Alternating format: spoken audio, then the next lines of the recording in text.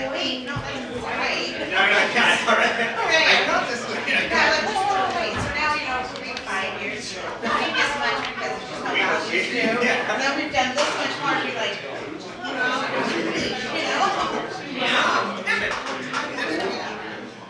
Thank you. Yeah, I mean, we'll have to do a strategic, report. Because, that's what project fairs we do, right? We want to be able to build that money every year, right? So, if we do a roof and it's $100,000, so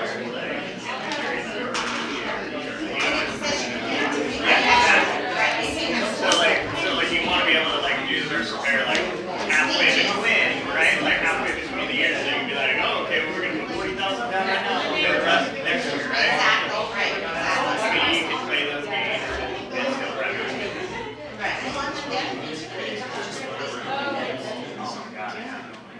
Anything we're looking at. Right. And it makes sense. They're not.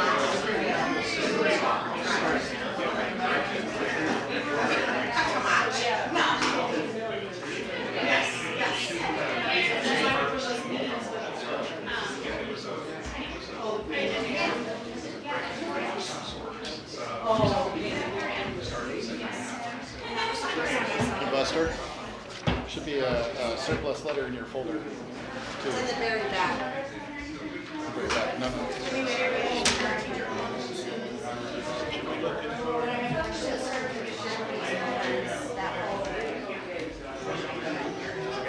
Hey, we got a letter for you to draft. Oh, perfect.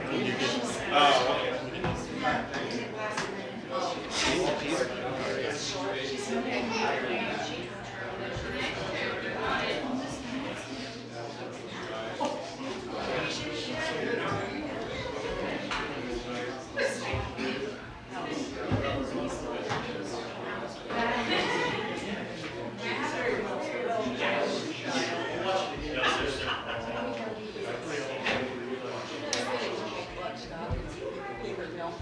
Yeah.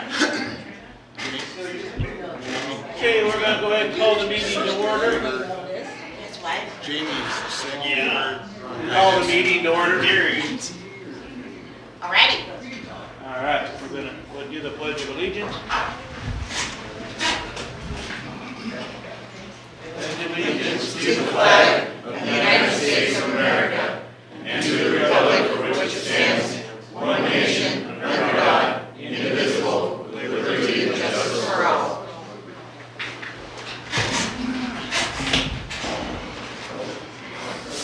Okay, roll call. Rita Eckerman. Here. Lester Pankey. Here. Todd Holt. Here. Catherine Menefee. Here. Kevin Battles. Here. Form's present. All right. Have you all read the minutes? Yes. Are you good with the minutes? Yep. Okay. I'll make a motion to approve the minutes. Second. For, the regular board meeting of March 17th. Okay. All in favor? Aye. And I'll make a motion to approve the minutes for the March March 16th special meeting. Second. Second. All in favor? Aye. Okay. I don't really have anything to report on tonight. Now let's go on with citizen participation.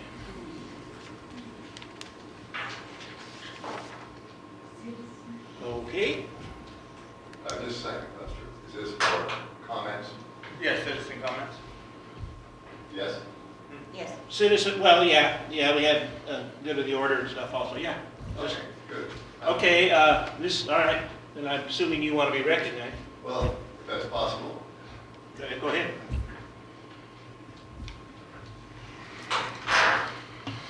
Good evening. I would like to know, well, actually, I would like to say that as a chief petition officer, that we have collected more than 400 citizens' names to recall both Todd and Catherine.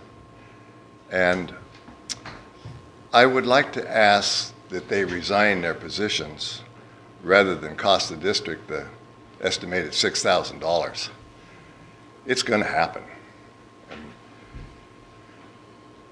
we just, this is a hard time and a hard place.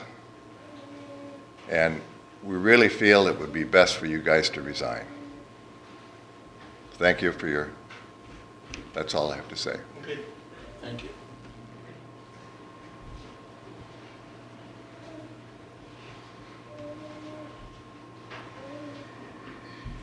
Bernice Barnett, Walport, Oregon, and one of the 3,000 people that have a right to vote on who we have as our board members.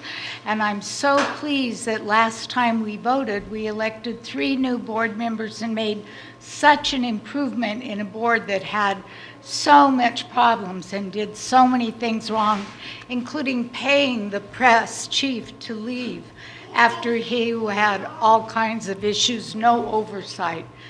I looked at Mr. Carlick's petition again, and I remember and recalled and looked at that there were 2 main allegations. One was way back when he filed, exactly 6 months, because that was when you could do it, that he said there had been secret executive meetings.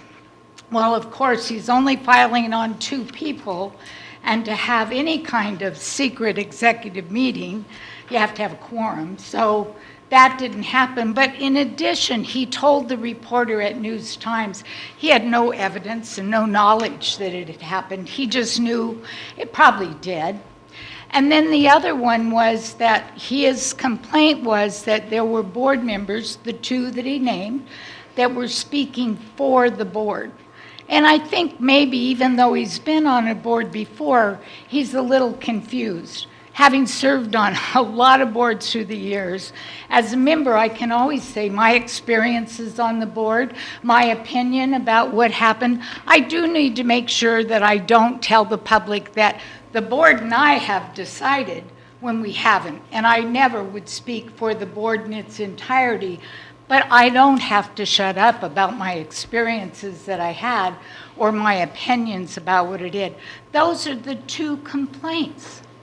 In the meantime, despite everything, you guys have managed to get rid of that old ambulance we were paying money for, get the chief a command car.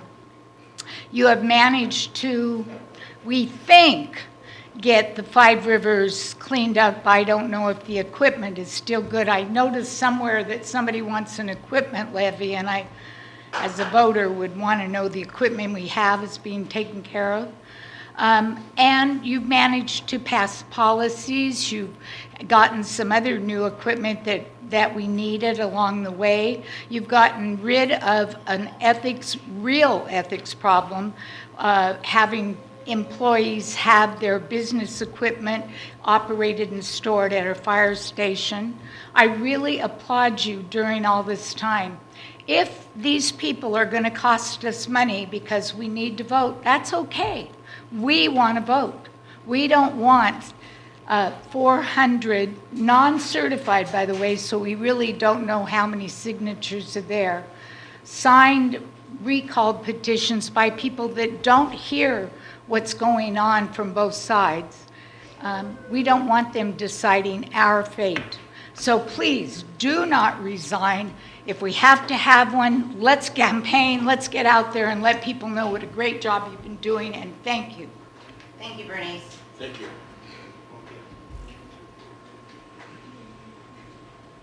Okay, anybody else?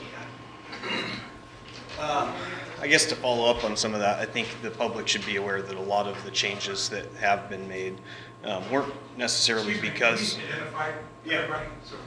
Cody Johnson, one of the staff members here. Most of those changes were either underway or under the direction of our chief.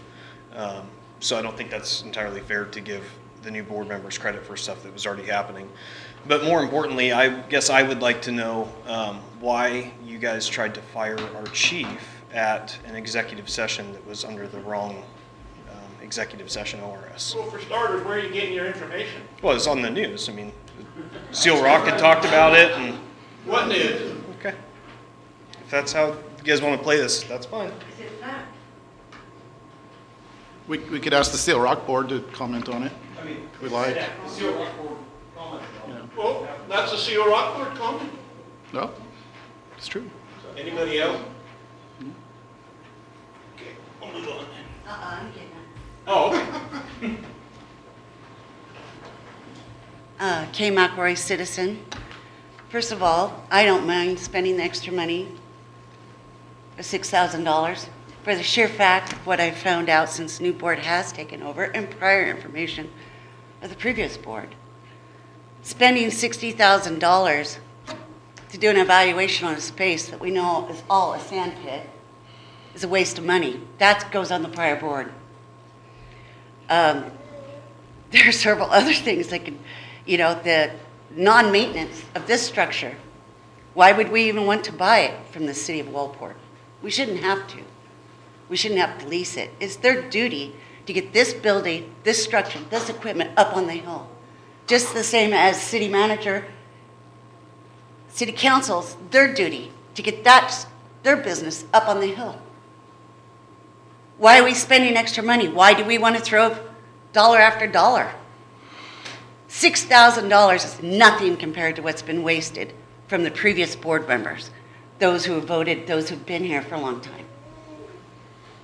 The money that was spent, not spent on the Five Rivers, bond measures were passed. Taxpayer base paid for services that couldn't be rendered.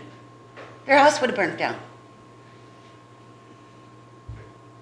Past board member decisions. Some of you stepped into that position. Did you make a change? Did you make a difference?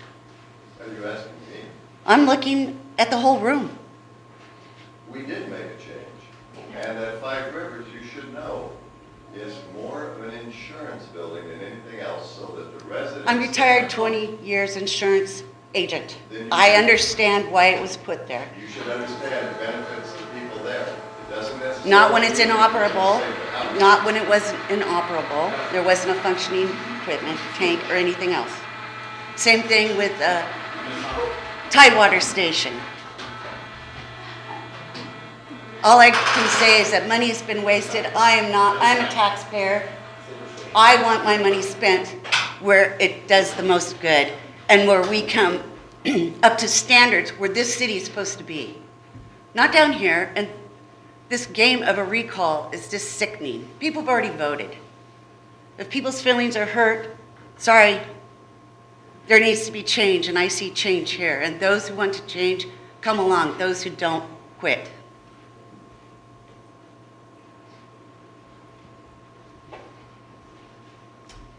Okay, is there anybody else?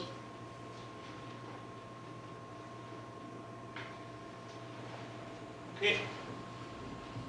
We'll move on to the staff presentations then.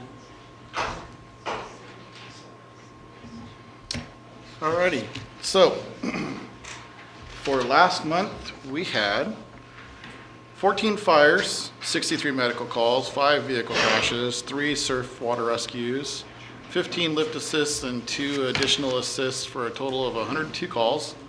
So far this month, we've ran 6 fires, 45 EMS calls, 3 vehicle crashes, haven't had any water rescues, 15 lift assists, and 2 assists for a total of 71 calls this month. So we're still averaging around 100 a month right now. Training, total training hours so far this year, 854.3 hours. Total hours since March 17th till when I ran this report for you guys last week, 307.8 hours. And most of that's our rope training that we did, which is all done. Chief, can I ask you a question? Yeah. Thank you. On the rope training, which I think is awesome, thank you for doing that. How many participants did you have in that? Is that considered budget or policy? Oh, I'm just interested in our. Budget or policy? So I'll answer it. Thank you. We had all of our staff, we had most of Yahat's staff, and we had part of Seal Rock staff. That's all in great. there. And we had a couple volunteers. That's great. Thank you. So I don't have a hard count because I don't have the roster in front of me, but it was over 10 total because I had to do 2 DPSST rosters. So one of the reasons I was asking is I wanted to put forth the fact that this is a great benefit for the community, and to know how many people went through, I think is a good thing to talk about instead of, we just did rope rescue.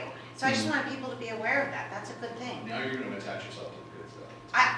I didn't attach myself Hey, to it. can we just make sure we keep order here? You know, public comment is done. We're in So- the meeting, so please keep order. So we've got, the operations are all done. It's in my report later, but it's all done and we're moving on to technician. We need more equipment and that's in next year's serial levy. All right, thank So. you. I can pass on some info for maintenance report. So all of our apparatus is in service, fully functional right now.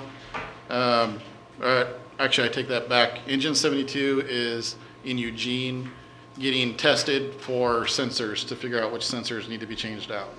So until they tell us which ones, it's technically out of service. So we have engine 75 in place right now. So all of our stations have the engines in them, ready to go. The water tanks for Tidewater were delivered last week. The propane line is scheduled to be installed on May 3rd. And then the drywall, we're getting on the schedule. It's looking like June when they're gonna come in and do the drywall. And we're contracting that out. Brush 72 was brought back to full service over the last 2 weeks. It had a brush turret on the front of it that was left disabled for at least 3 years that I can trace back. That's a pretty valuable asset for being able to modulate on a brush fire, especially if there's a fire along a road and we can pump and roll and put it out while we're driving. So we put that back in service and it is fully operational again. And that'll be great to be used on well-done fires if we get to go out as well, correct? Yes, and that is the primary for conflag. That's the vehicle that's going to go out if we do go out. Mhm. That's great. Yep. Can I ask why we're subcontracting out the drywall? Honestly, to get it done faster and to make sure that it's done, all the taping, mudding, everything's done, and all we have to do is, on our part, is just paint it afterwards. Okay. So it's kind of bring a crew in, get it done, not have to worry about if it takes, 2-3 people trying to get people up there on different times, and then it gets drug out over a month and a half. We're just gonna get it done. Okay. Yeah, I appreciate that. I've been concerned because it just seemed, I think one of our prior conversations were that we thought, and it was just a guesstimate, that we thought all of this was going to be done by January. Was that, do I recall correctly? So all the the initial project that we had was to repair the drywall and replace the roof. All the repairs in the roof was completed. I want to say it was reported in February, but I don't have the minutes from the Okay. meeting. So everything we're doing now is upgrades. These are things that Tidewater never had before. The only thing that we're still waiting on is getting the heater in, which it didn't have before, but it should have had before because of ISO. And that's being held up by getting the propane line plumbed. We can't do that ourselves. Right. No, I And we have understand growth gates come in. We did try to get 2 other vendors to come in and do it, but yeah, this is the fastest one we could get in. that. That's, okay, thank you. I So- appreciate the explanations. I was Yeah. And we've been trying to get that plumbed in for a few months. It's, everybody's just busy and Oh, it's really trust hard me. to get anybody to do anything. So Yeah. I'm still waiting 2 months on a shower estimate for my house. So, Understood. Understood. so, but it's moving along and everything at this point forward. The station's open. All 3 vehicles that are assigned to it are inside. They're on shore power, they're maintenance, and the station is an operational station at this point. It's already got some of its upgrades. It's got security cameras. It has internet, which it never had before. And it's also got the air compressor up there. And so it's at this point, once we get the drywall in and plug everything all in together, then we'll be ready to do an open house for it. Oh, that's fabulous. Do you have brush clearing maintenance for the exterior over in Five Rivers slated? Yeah, we'll do that after the fire season. It should be still cut down pretty well. Eric goes up there weekly and checks. And I was so, up there the other day. My only concern was that you guys did a fabulous job of getting everything cleared out, and there was this great swath of rock that was over on the side and all cleared. It looks great. And the last time I was up there, all of that rock is now covered with weeds. Yeah. The weeds have come and gone over everything. And so for me, as a homeowner. I mean, I know that when, the beginning of the season, when I have someone come and help us with our yard, there's X amount, but then if I keep it and I maintain it, Yeah. then it's not so much of an expenditure and things don't go crazy. Yeah. So I was wondering, what's the plan to make sure that, 'cause, I mean, it looked great and now, We can get up there and spray to keep it down, but I've got in the budget, the draft of the budget, because it's not approved by the budget committee yet. Right. I have the concrete pad that's gonna go over the top Okay. of all of that, and that's what's gonna hold the water tanks out there for an emergency water supply at Five Rivers. and the same place where the gravel is? Yeah, on the road side, the left side of the building Yep. along the road, yep. Okay. That's gonna get concreted over, so that we can put the tanks out there and have water on site, not only for maintaining the building, but also for the trucks as an emergency. All right, thank So, you. yep. See if we have an administration report, or is Yeah. that? Short one. So if you've been on the website at all lately, you'll notice some changes. I'm kind of doing some modifications to like the menus and kind of cleaning it up and just making it a little easier to navigate. There's a district calendar on there now, so it'll show like all the different events. So it'll show like the board meetings, any, like when we do the Red Cross blood drives, and then people can honestly, when I get done, they'll be able to actually kind of through like a contact form, reserve this room. Right now, they just send me an email to do it, but it'll actually be able, people will be able to see when the room's available and stuff like that. We also put all the stuff in regards to the ISO on the website, just so that people can read it and maybe understand a little bit better how that works. Because I know that's been a question up north and south, and so we put all that on there. I'll be updating a lot of the photos because we don't have like the new vehicles on there, and a couple of the other ones are gone, so we'll be updating all the station photos.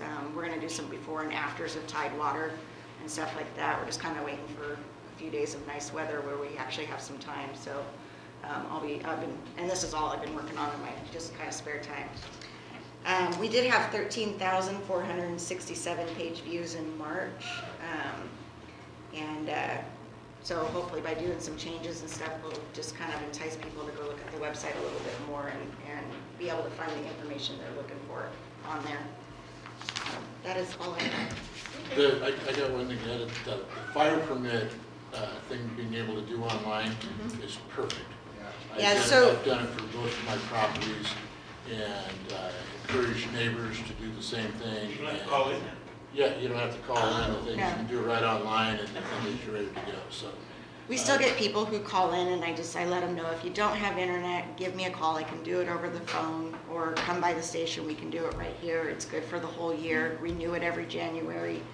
And the only thing you have to do is either call into the burn line or look on the website for any of the burn bans. What's nice about that particular form is it's separate from the website, so it's kind of embedded in there. So it creates a spreadsheet of all the burn permits, so the guys can pull it up at any time.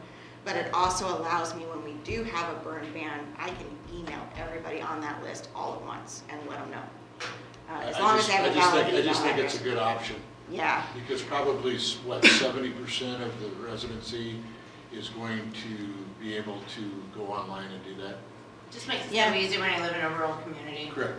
yeah. And we've had a few people that we've gone out on burn complaints and they didn't know about it. They didn't have internet, and the guys were able to do it for them on the phone with them, and just do it right there, standing there with them. The other thing that's on there is when we kind of get into wildfire season, is we have the wildfire protection program, and they can actually submit same way a burn permit for that. And then usually Charlie will go out and do a walk around their house and inspection and kind of a checklist of what, things that they can do to help protect their house a little bit better from wildfires. And then also, if they want to, at the same time, he can check their smoke alarms and replace them and stuff like that. So we have kind of all of that that'll be kind of popping up on there. The wildfire program's already on there. I'm just kind of moving where it's at so that people can find it a little easier. Okay. All right, volunteer report. Rick, do you got anything? Nothing that you're not gonna bring up. Okay, yeah, we've got 2 new volunteers. They're working through Resource One's Firefighter 1.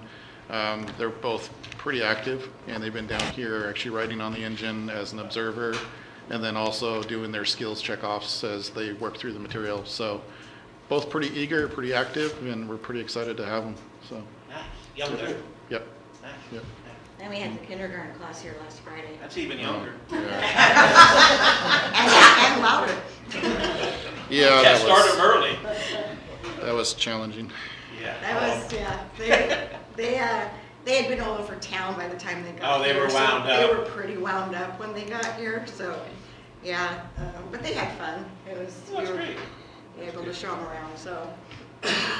All right, we got a union report tonight? No, sir. No? Okay. Go to our finance report then. You're on. At the end of March 2022, the district had $868,360 on hand. Of that, unrestricted, $451,798. Current levy funds for the general fund, year-to-date through the end of March, $855,381. And last year, or excuse me, the budget, $831,141, so we're 2.92% over. And we We're still haven't 2.2, collected what May. did you say again? I'm sorry. We're 2.92% over Over, okay, thank you. so far. And we'll get another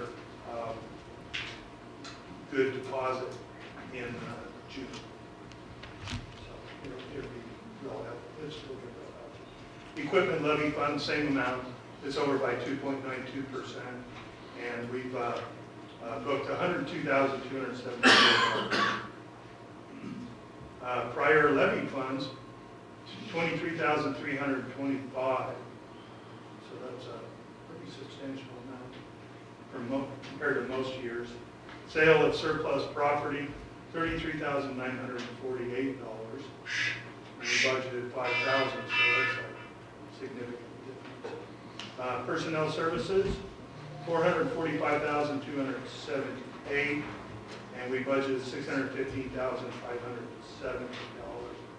So we're actually, if you consider 3 quarters, through the end of March, 3 quarters of the year, we're up down 2.66%.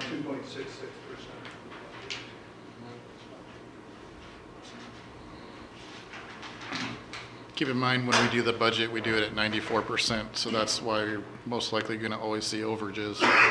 Because if we collect 96 to 98%, then it's going to be over. Yeah, that gives you your little leeway then. Mm-hmm. Well, the county uses 94%, that's their guideline. Mm-hmm. But the economy has been pretty good with the stock market and what have you. So people have been able to pay their bills, their property taxes. Building maintenance, $15,787. So that's running pretty hard. Vehicle fuel, $12,864. We budgeted $12,000, so we're 7% over rising cost. And last thing, department software and hardware, we've only spent $955, and we budgeted $10,000. Do we have a plan for that, or is that just? No, at the end estimating of, by previous years? at the end of the year, we'll have to do a resolution, move some money over to the fuel costs because of the increased fuel costs.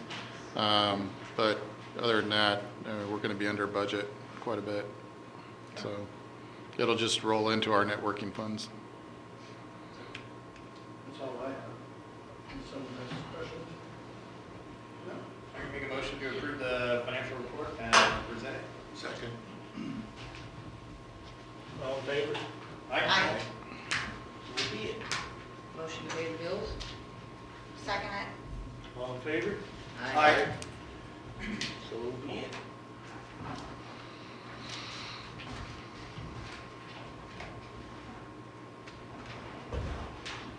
All right, do we have any correspondence? Just the packets that you guys got was all that Okay. came in the mail. That's it. All right. Okay, we'll go down to the old business. I'm going to talk about the city lease. What packets were those?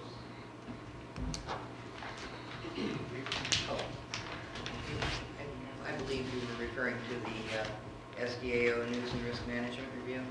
Yeah, we get those regularly. Those are These two. scheduled mailers.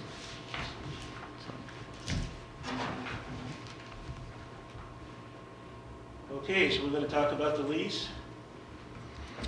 So I sent out a copy of the city lease. There's a signed copy, I think, in your folder. The lease went to legal, huh? Oh, you have it here? Okay. No, they're all signed. Oh, they're all signed. So one of them needs to be signed if you guys approve. It went to legal. Legal came back with suggestions. I sent that to you. I sent it over to Dan. Dan went through, made the corrections. And so the lease that you now have is the corrected lease from the comments from legal. So if you're ready to sign it, you can sign it. If you guys want to review it and then do another. Sorry?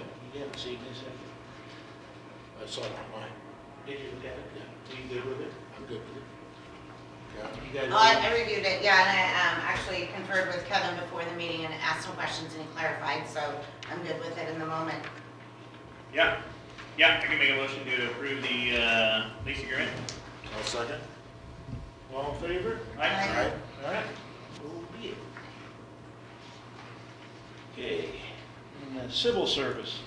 So we've had one person submit a letter of interest for the Civil Service Committee. We're still trying to get the other two.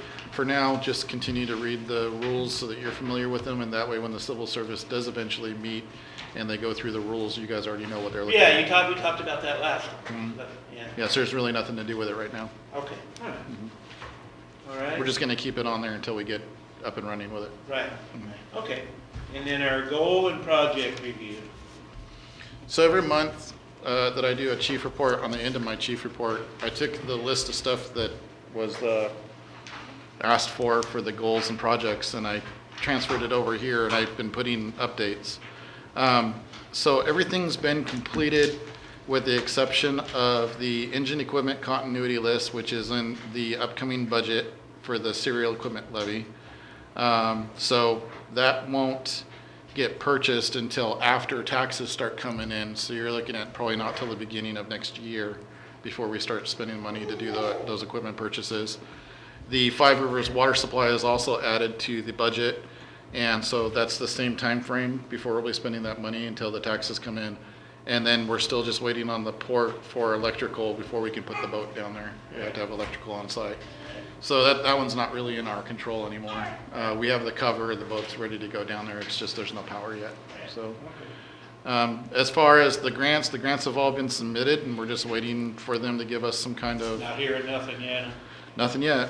The ambulance lease share with Pacific West is completed and our vehicles are responding to calls. The rescue's already responded to more calls since we got it than the ambulance has in the last 3 years, so that's good. And the CERT trailer is all done. We finished the last little part of the vinyl wrap, and so they're already got their shelves in it, and it's already up and running. So, other than waiting on budget requirements and waiting on the port, everything else is completely completed. So that, I could, I'm old. I thought we had more than, what is this, 1, 2, 3, 4, 5, 6, 7. I thought we had more than 8 things on that initial list. I gave you a list, which you got a copy of today, of some suggestions. And so that list was relatively long. Yes, and I remember I kept commenting on it. And you guys selected from these 8 from that list. Perfect, thank you for the reminder. Mhm.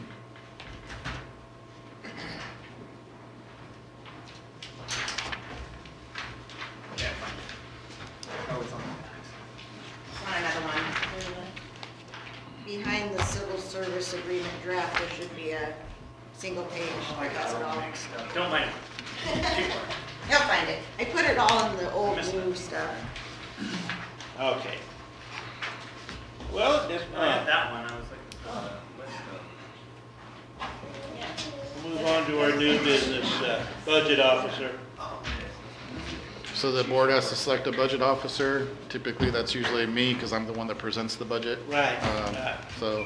And that's to get us underway with our schedule for the budget. You should have the schedule from Brett in your books. I believe it's the second Thursday of May is what we moved it to. Yeah, for the budget review. Yeah, for the first one. So,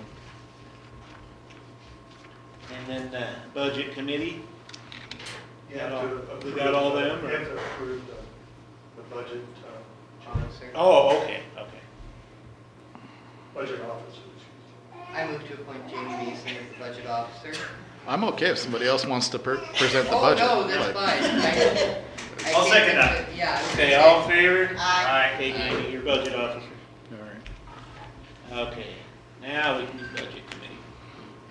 So the budget committee, we actually have 2 open seats. You'll also find 2 letters of interest. So we put out that we had, so we had Louise Soliday that was interested, and Dakota Hartzell that was interested. I don't know if either one of them are here. They were invited to come. So you should have the list of the budget committee. We had just 2 people that were on it last year that they're too busy to be able to do it this year. And we confirmed they're citizens, right? Yes. Okay. So I think that's pretty straightforward, 2 positions, 2 applications. We just got some new board members. Budget committees too. Board, yeah. All right, well, I guess I can make a motion to appoint those 2 people to the budget committee. Second. All in favor? Aye. So be it. That was the simplest budget committee appointments I've ever seen. So Like you said, there's 2 seats and 2 people. What are you gonna do? Yeah. I'll reach out to all of them and make sure that they all have the You can do schedule it. and everything on there. All right. Okay, chief, how about your report? So McKinsey Group is just on hold. We have the new lease option going with the city.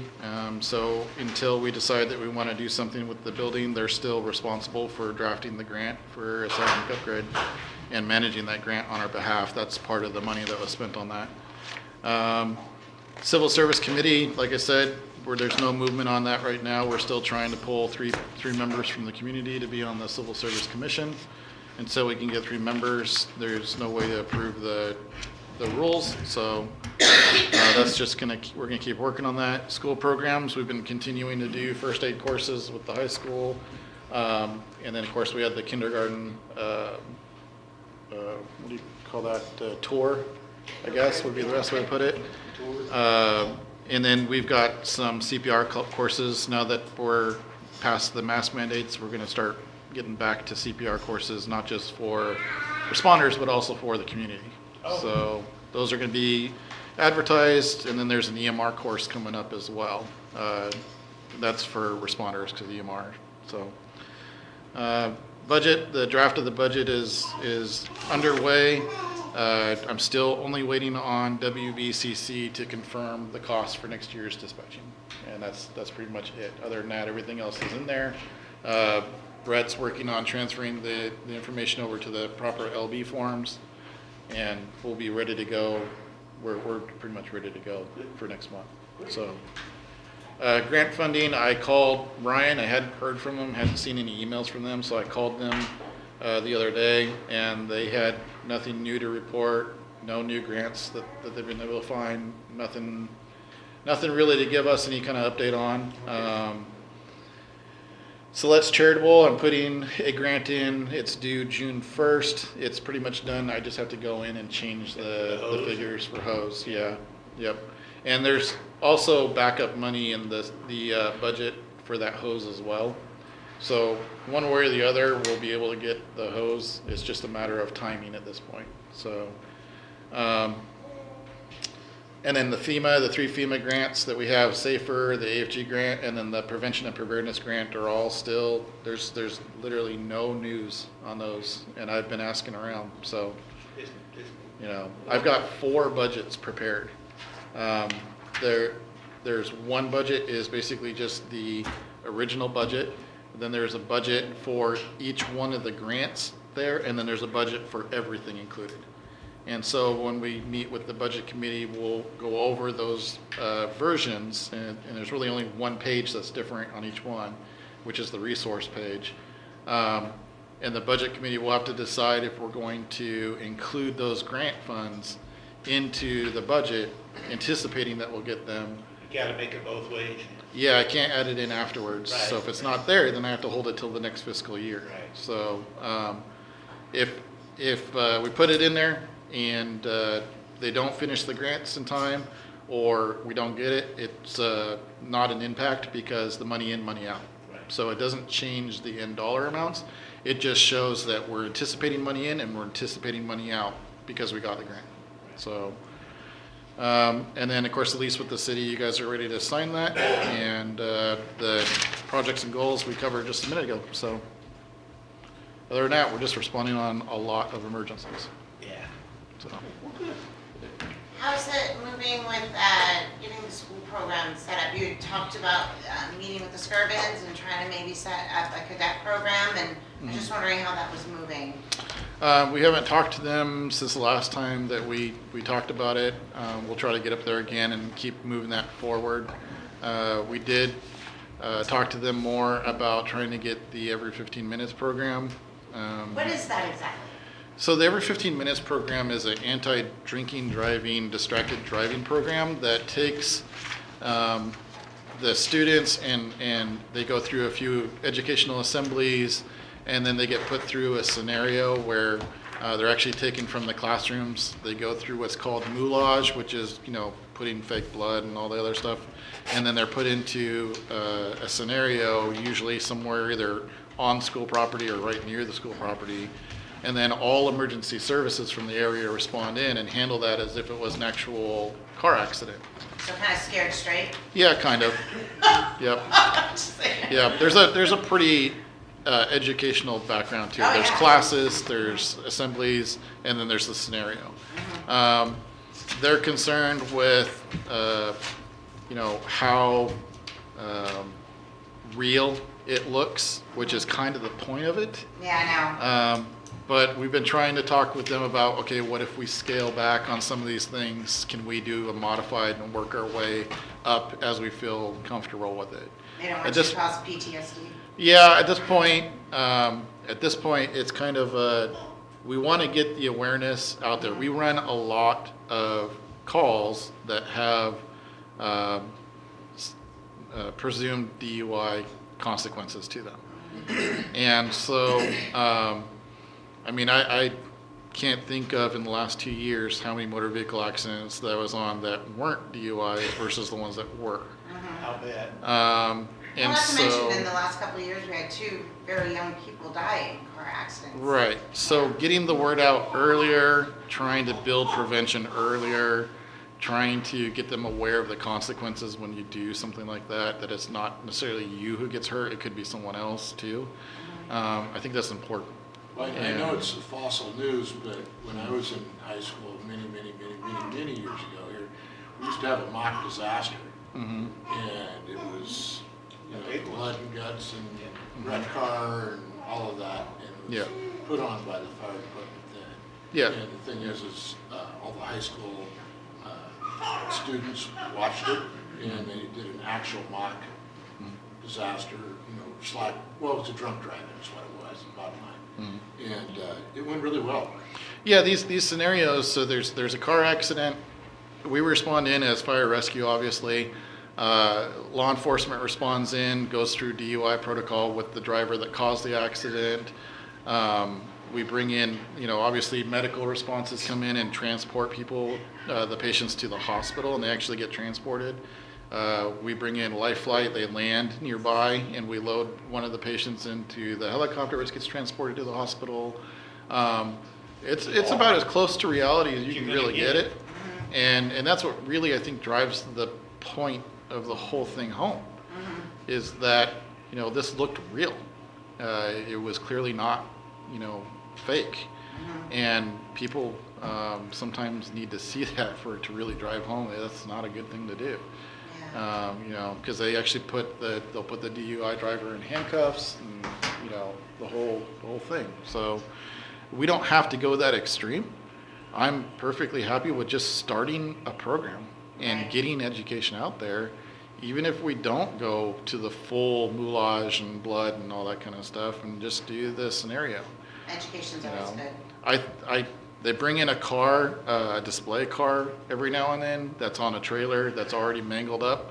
And they're like, yeah, you know, this is what it looks like, but you don't see us cutting the car. You don't see the precautions that have to go into, you know, packaging patients because we suspect that they've got cervical spine injuries and, you know, you don't see that from a car on a trailer that's mangled up and nobody's inside of it and it's 6 months old and rusted. And, It doesn't drive home the same point. They're like, wow, that car's messed up. yeah, I mean, it drives the point, but it doesn't drive the same point. Yeah.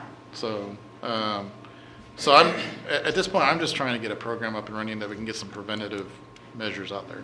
Well, you know, one of my biggest things, I would love to see us get a cadet program there any way that we can. So that's why I keep asking if there's anything I can do to help support that. Love to.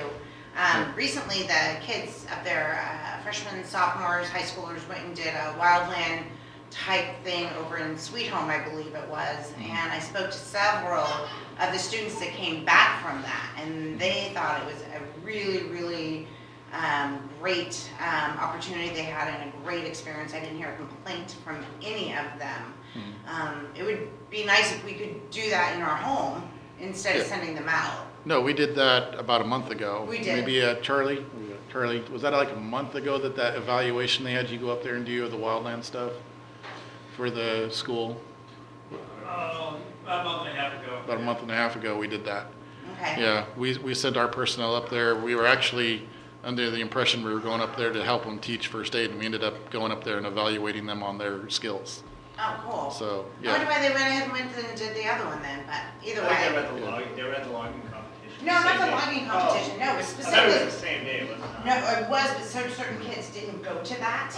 And so that they went over there and they had a camp and they spent the night, but they did these fire drills and hose things and all of this stuff over in Sweet Home. And it was actually some of the students missed the competition for the logging and missed the softball game as well, from the girls. But Yeah, they just did something with wildland that we went up there and assisted with as well. So, yep. The only other thing that I have was an addition, that Connex is cleaned Yeah, out, ready right to here. go. So that you've got that surplus letter. I just need a motion and a vote to be able to sell that and get rid of it. So, It's the one that- Rita always gets to read it. Giving it to me to read. Yeah, Rita gets to Reader. read it. The Board of Directors from Chief Mason, the 21st of April, 2022, subject to surplus equipment. Members of the Board, Central Oregon Coast Fire and Rescue District Number 7 would like to declare the equipment listed below as surplus equipment. It is the district's intention to sell the items listed below. The equipment listed for donation is specified by serial number below. 20 foot long by 8 foot wide by 8 foot high, Connex spelled incorrectly. Storage box, CBLU 0702157. Should the equipment be declared surplus, the equipment will be sold utilizing the GovDeals online government auctions. Research shall be conducted to estimate values for the auction process. Respectfully, Fire Chief Jamie Mason.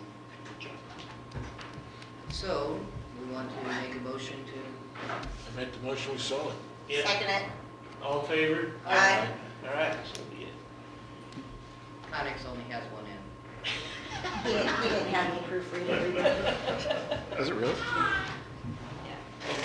That do it for you then, Chief? That's it for me. Okay. You Oh, I any- got one more thing, I'm sorry, one more question, I'm sorry. Tidewater, I went up there and those codes still don't work for me at all. Whenever I tried everything in the world, I touched base with Todd, he has a different code than what I do. And so I don't know if it's the keypad, I don't know if there's different codes for the same one. But if you could Okay. touch base with me on that, because if it's not functioning, obviously we should get that addressed. Yeah. So Can anyway, you give me your code afterwards? Yes. So that I can check and I'm find on the out? 7 at Fire Rivers, so that one. Yeah. Punch it more than That one once. needs to be replaced soon. Yeah. Yeah, I just think, given if we were to have an emergency and if that is having a problem, then obviously that presents an issue in getting to your phone at a time. Yeah, give me your code after the meeting and I'll Yeah. try to find out what's going on with that. Okay, So, thank you. Okay, we got any questions from the audience? Not from the YouTube stuff. Okay. The viewing audience. Yeah, there's a viewing audience. Okay. All right. Well, citizens are viewing audience.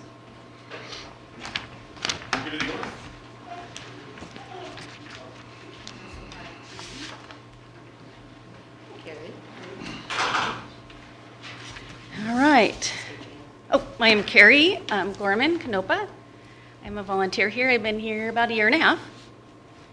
And this is a letter for y'all. It says, "Dear members of the communities for which our district protects. As a united team of responders, we would like to address you and the board of directors for Central Oregon Coast Fire and Rescue. It has become apparently obvious that certain members of the board have no intention to support nor behave in an appropriate, respectful manner with regard to the district, staff, and volunteers. The gross malfeasance displayed through the members' actions shows direct disregard for district policies and Oregon revised statutes, in quotes, laws. The most recent act of defiance, while trying to remove the fire chief, Jamie Mason, is unacceptable. Furthermore, the collusion between members of our board and the members of the Seal Rock Fire District Board is appalling and will no longer be tolerated. Their actions are unbecoming of elected officials, district members, and members of this community. As they face the potential investigation regarding their deceitful intentions to lie to the community through the willful disregard of ORS 192.660, it is clear as volunteers and staff, we can no longer support them as they conduct themselves in accordance with this district. Catherine Menifee, Todd Holt, and more recently Buster Pankey, we as members of the district, both staff and volunteers, hereby unanimously vote no confidence in your ability to direct this organization. You have lost our trust and respect. Your actions and behavior are beyond reproach. If there is any shred of integrity left to your character, you will resign from your positions regardless of the successful recall for which the voters have spoken. As the district volunteers and staff, we hereby declare no confidence with regard to your positions as members of the board of directors."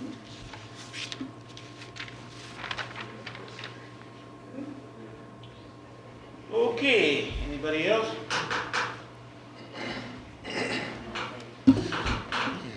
My name is Lieutenant Josiah Bucher, Central Coast Fire. But before I start, I'd like to make a request that Catherine and Todd resign.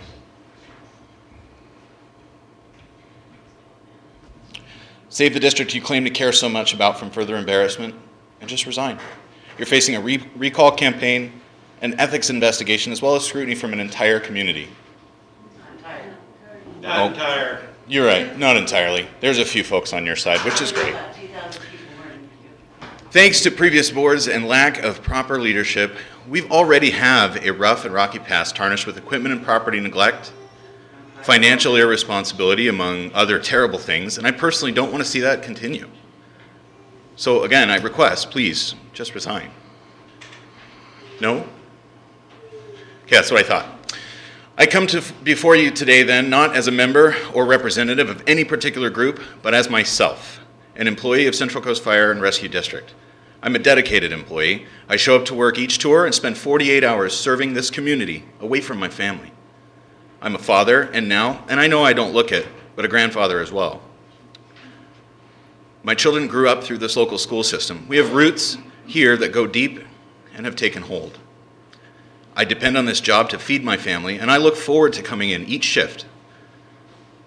But with you guys holding lead majority and your proven inability and unwillingness to cooperate with the chief and staff for betterment of this district scares me to think of the future of this district.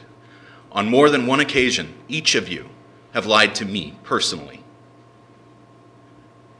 You also obviously take credit for things which you had absolutely nothing to do with beyond voting yes, such as the resource trade made between the district and Pacific West Ambulance that was organized and handled entirely by Chief Mason and Pacific West.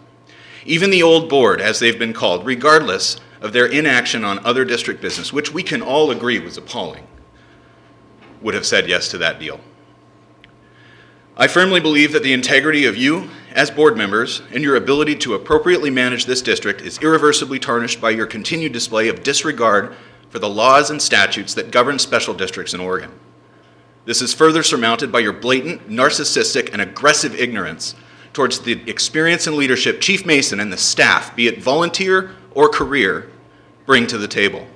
I personally have absolutely no confidence in you as board members to carry out the duties you assumed when elected to your positions by now empty promises of integrity, positivity, and transparency. I emphasize that unanimous vote of no confidence. Resign.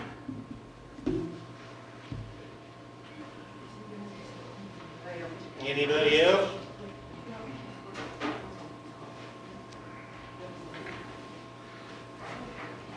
Good evening, my name's Greg Dunn. I'm a resident here, taxpayer here, city councilman. Today I'm here speaking privately as a citizen. We've all seen the documents online regarding the attorneys and all the fees. I'm pretty good about looking through online forums and documents, but I can't seem to find, and maybe you guys can help me, who authorizes the board members to speak to an attorney whenever they want to. I've just noticed on 3/1 of 22, Catherine, $147. Again, Catherine on 3/3 for $73. Catherine and Buster, again on 3/9. It goes on and on. Who authorizes that, and when was that authorized? How does that work? Can you explain? Because it's taxpayer money. It's perfectly within my right to talk to our attorney. Okay, so as a board president. So do you ask her some questions about what we need to do?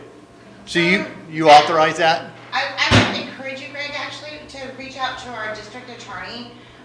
There was some questions that were asked to her about that before, and she said that the president could reach out to the district attorney at any point in time with any sort of questions, and if a person was delegated to give information or send something under the board president, that was well within the purview as well.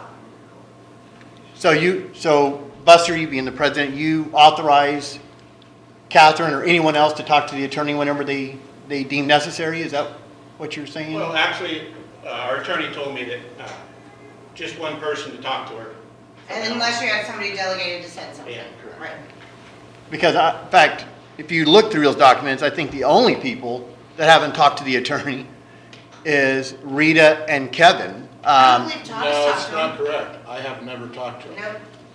Nope. There's one fee where it says, you can look online, it's all posted there, where talk to Buster and Todd regarding an agreement. I was an attorney about buying this building. That would have been about the lease that Right. they were appointed on. And I understand that. I'm just saying. So if they were separate attorneys and there were separate issues, that's when they were approved by the board to go and talk to an attorney about the situation with buying the building that was completely board approved.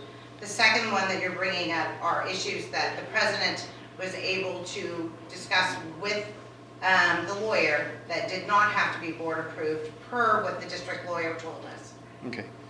So I'm still not understanding. And I know with city council, it's a lot different. You know, we're asked permission before we do anything. So when someone talks to an attorney, do they go to you, Buster? Is that how that works? When someone talks to an attorney? Yeah, if they want to talk to the attorney. Actually, Catherine had called her to ask her a question, and then Lori said that she would just be talking through me from now on, just one of us. All right. And Chief Mason, I just want to personally tell you, I worked underneath 4 chiefs. I was a volunteer. You're probably one of the best chiefs we've ever had. You can tell from who's here today, citizens, career staff, volunteers, the fire union, we're all behind you. You're not going nowhere. Thank you.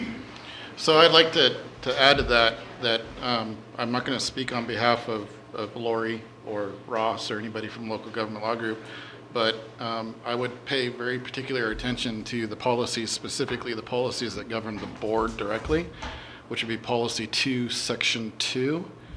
I'm pretty sure in there it says you cannot talk to the attorney per Lori says I policy. can, and she's conferring with us. So you're saying that you disregard the district's policies because Lori, who is not familiar with the district's policies, said you could. I just want clarification. You signed those policies, those are your policies.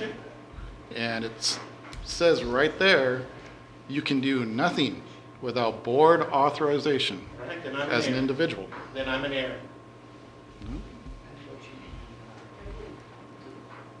So what do we do now? You gonna bring another ethics complaint, or what do we do? Well, I think one of the issues is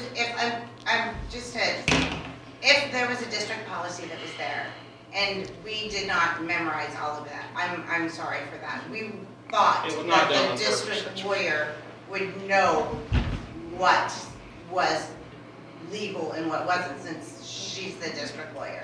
So we So- did put our faith in her. You understand, you have two roles in this organization. Two. Yep. One is budget, which quite honestly, 90% of it I handle and Brett handles. The other role is policy. So your statement is literally, we didn't know our own policies, which is literally, if we wanted to just say 50% of our responsibility I'm not as a sure board. we were in on all of the policies. If I recall correctly, several of those policies were signed before we ever came in. So you But never got a were policy given all the manual? You policies. never read through the policy manual for the district when you finally approved the entire manual? I've never received a policy manual. Because she hasn't been here, I have one for you. I've never But- received a policy manual. All of the sections that you guys didn't approve, that the previous board approved, you were given before you took oath. You were given all of that in a packet at a meeting you attended. I have all my stuff, I'll look through it, I don't recall that. Really? I mean, come on. I'm answering you. Come on. All right, let's move on. Move on. Bernice?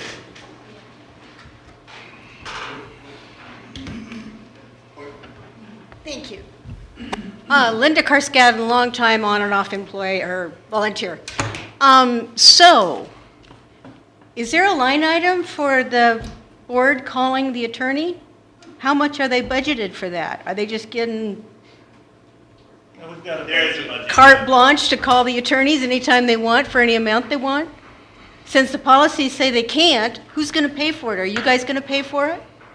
So there's a line item in the budget for legal services, which is why in the policy there is the pre-approval, because that line item is not directly detailed to any one service, if you will. So Okay. if I, for instance, most recently, I received board direction, because I'm required to per policy, to send the lease for the city off to legal to have it reviewed and give us comments and bring it back to the board.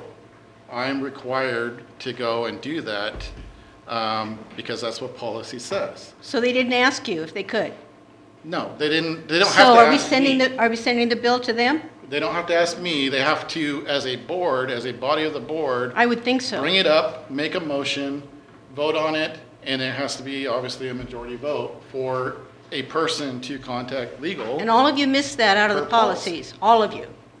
Well, it was never made. There was never a motion made to contact. Right, but legal. they missed it in the policies. So, Okay, I rest my case. Read this policy line that everybody's speaking to. Why don't they read the policy? Have you read the policy? I don't need Read to, it, I'm no. not a board member.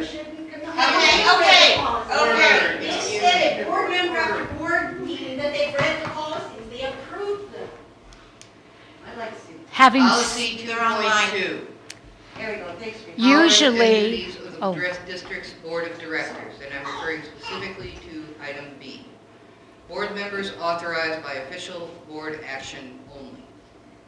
No individual board member may speak for or act on behalf of the board or district except as authorized to do so by official board action as recorded in the official minutes, guidelines, or policies of the district. may I address that one? That was a very nice, clear statement that says that not one of you can go out and talk to the paper and say, Central Coast Fire Board and Rescue don't believe in, I don't know, whatever policy you've made. You can't say that, but you can talk. I, as a board member, was at this meeting, this was my experience. I would suggest that you want to say something like, I'm not speaking for the entire board. But that does not address you calling a lawyer. You checked, and your lawyer said that the president, and that's the board lawyer said the president may call and anybody that you delegate. In addition, I cannot imagine that you would not negotiate, that you would not have a lawyer involved in negotiating a lease or in dealing with sensitive matters. And this is another thing that the group just made a mistake about. They were concerned and started an ethics complaint on only 2 people about your last meeting, whether it was under F or B. And thank goodness, according to the woman I talked to at the Oregon Ethics Commission, that you had a lawyer. They want you to have a lawyer. They want you to get lawyers' advice. That's how you do your due diligence. And I know the chief, who happens to be your employee, this is his first time as a chief and hasn't worked with boards, but he probably doesn't want to school the board on things that he probably doesn't really get totally if he's using that I'm going to phrase. stop you right there. That particular phrase you does need to not learn say, your may I facts about finish my and I'll listen background to you. I'll listen to you. before you start defaming I'll listen to defamation you of my in a character. moment. My turn. If he's using that particular phrase, it has a very definitive meaning, and it's not the meaning he's giving it. That's my opinion. He has an opinion too. You might want to talk to your lawyer to find out what the proper opinion is. But I, again, appreciate all of you. I'm sorry that somebody that has decided to stir things up, don't leave us. We need you. And voters voted you in, and if we have to have an election, we'll vote you in again. So you're saying it's okay for the break policy? I'm not saying Order. Order, we're not having that. We're not having sidebars. Okay, so I think we should probably end this. Yeah.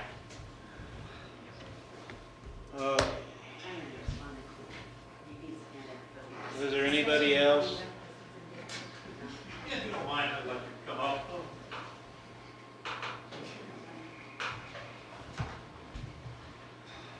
My name is Charlie Lashetsky. I'm a volunteer at Central Coast. Been a volunteer since about 2016. I'm not a voting person in Walport, so I didn't vote you in. I'm not trying to vote you out. I am here to serve the community the best way I can. I choose to volunteer here at Central Coast, even though when I first came here, I lived in Seal Rock Fire District. I now live in Yachats Fire District. I still choose to volunteer at Central Coast because I feel this staff, that means the fire chief and every paid staff person here, is doing its best to provide the best services to this community. Yes, you made a comment that this department or this board has gotten a lot of things accomplished, and they've gotten a lot of things accomplished through this department, through the staff. And thank you for helping our chief and our staff do that, board members. And I hope that you continue to work together. And I'm hoping that this recall, what's going on here, needs to stop. We need all to work together to provide professional services to our community. So I hope we can figure this out and work together. Thank you. Thank you. Thank you.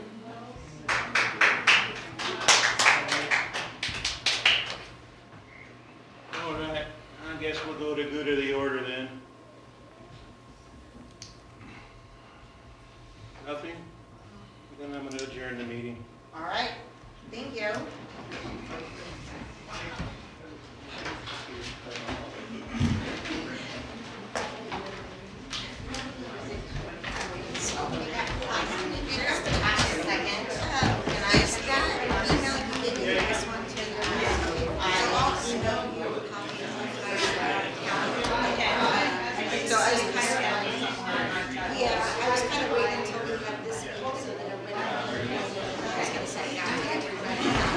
Actually,